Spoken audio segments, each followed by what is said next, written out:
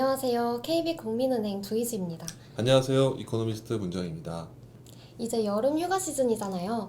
엔화가 많이 내려가서 환율에 저도 관심이 많이 가는데요. 그러면 먼저 저번 주 달러원 환율 동향을 한번 되돌아보겠습니다. 저번 주에 환율에 영향을 준 주요 포인트는 첫 번째, 영국 BOE의 빅스텝 금리 인상과 이에 따른 파월 연준 의장의 매파적 발언을 꼽을 수 있을 것 같아요. 주 초반 1280원대에서 등락하던 달러원 환율은 주 중후반 한국 수출입 동향이 양호했음에도 불구하고 제롬 파월 의장의 의회 보고 내용이 매파적으로 해석되어 안전자산 선호 심리가 살아났고, 이에 따라 달러원 환율이 11원 이상 급등했습니다. 주 후반에는 영국 BOE의 시장이 예상했던 25bp와는 다르게 50bp, 즉 기준금리 빅스텝 인상을 단행했습니다. 이에 따라 미국 연준 역시 한 차례 이상의 금리 인상을 단행하겠구나 예상됨에 따라서 위험 회피 심리가 더 강해지면서 달러원 환율이 상승 마감했습니다. 달러원 환율이 1,300원대로 다시 들어왔는데 네. 계속 올라갈 수 있을까요? 네, 일단 1,300원대로 올라왔어요. 지난주 상단을 1,290원 정도 예상을 했습니다. 근데 그것을 주 후반에 이제 1,300원까지 올라왔습니다. 아무래도 앞에서 말씀하셨듯이 주 후반에 환율이 좀 올라갔던 부분은 위험 회피 심리들 이런 것들인 것 같아요. 영국이 25bp가 아니라 50bp 금리를 올렸다라는 거, 그러니까 빅스텝을 결정을 했죠.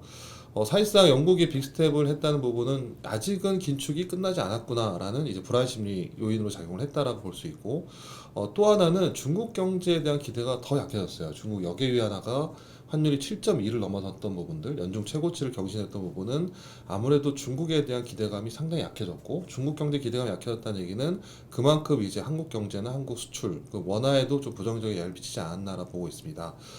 그래도 예전에 3, 4월 달에는 1340원 이렇게 올라갔었거든요. 유독 심한 원화 약세였는데, 그렇게 갈 거냐라는 부분인데, 그때하고 좀 다른 부분은 지난주에 확인했듯이 일단 한국의 수출이 조금씩 좋아지고 있다라는 거. 그때는 대외 불안도 있었고 한국 수출도 안 좋았고 무역 수지 적자라는 부분 때문에 달러 공급에 대한 부족 문제들 이런 것들이 있었는데, 지난주 6월달 1일에서 20일까지 수출 동향을 보면은 그래도 전년 동기 대비로 5.2% 올랐습니다. 증가했습니다. 그러니까 10개월 만에 증가했거든요.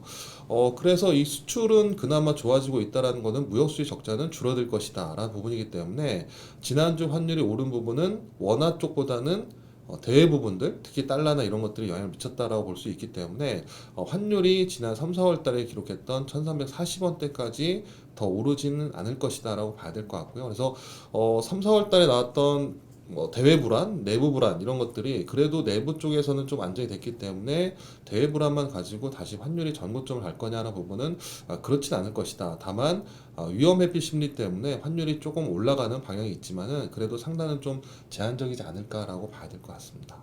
네, 그렇다면 이번 주는 주목할 만한 경제 이벤트들이 있을까요?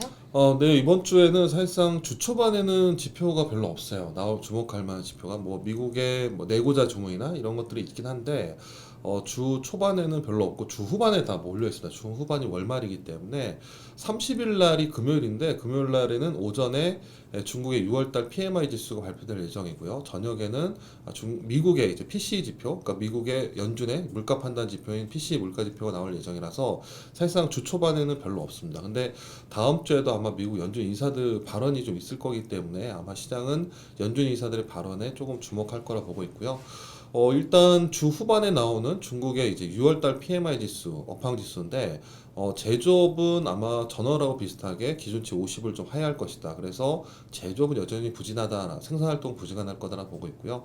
서비스업 같은 경우에도 전월보다 조금 나아질 것 같아요. 54포인트에서 53포인트대로 떨어지기 때문에 중국 경제는 여전히 시장이 예상했던 대로 약간 슬로우할 것이다라고 보고 있는데, 다만 이게 경기 침체로 가는 과정이 아니라 예상했던 기대했던 것보다는 덜하다라는 부분이라서 사실상 그 정도로 위안화가 약세가 더 심해지는 않을 것이다라고 보고 있고요. 다만 지표가 조금 개선된다면 다시 또 중국 경제 회복에 대한 기대가 있기 때문에 위안화에 그렇게 심각한 약세 요인이 되지는 않을 거다라고 보고 있고요.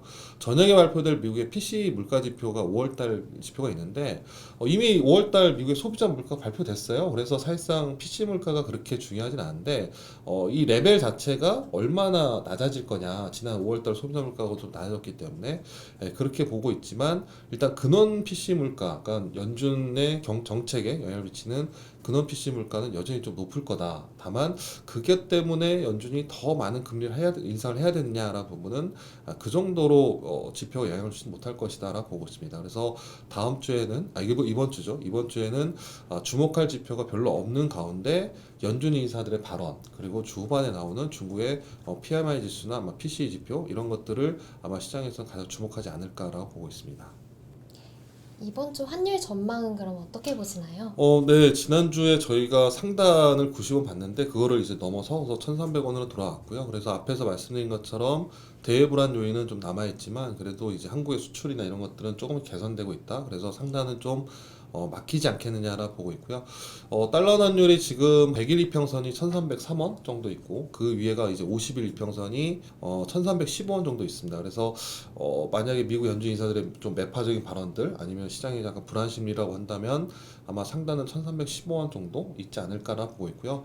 그리고 이게 다시 좀 진정이 되고 다시 내려온다면 지난주 초반에 있었던 1,680원 정도가 하단이 될 것 같아요. 아직은 위안화가 약세를 보이고 있기 때문에 그래서 이번 주 달러 환율은 하단은 1,680원, 상단은 1,315원 정도 등락할 것으로 보고 있고요.